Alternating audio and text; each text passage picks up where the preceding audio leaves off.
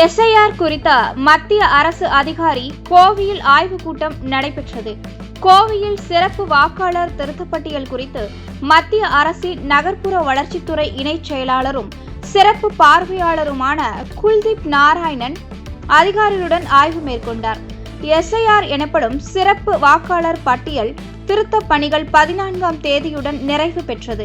கோவை மாவட்டத்தில் 6.50 லட்சம் பேர் நீக்கப்பட்டிருந்தனர்.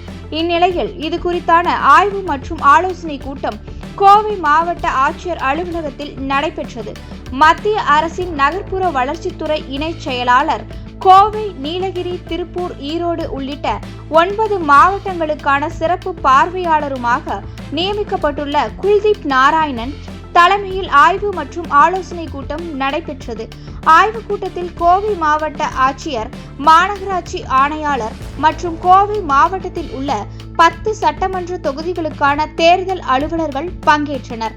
அதனைத் தொடர்ந்து அரசியல் கட்சி பிரதிநிதிகள் உடன் வாக்காளர் சிறப்பு தீவிர திருத்தம் தொடர்பாக பல்வேறு ஆலோசனைகளும் கருத்துக்களும் கேட்டறியப்பட்டன.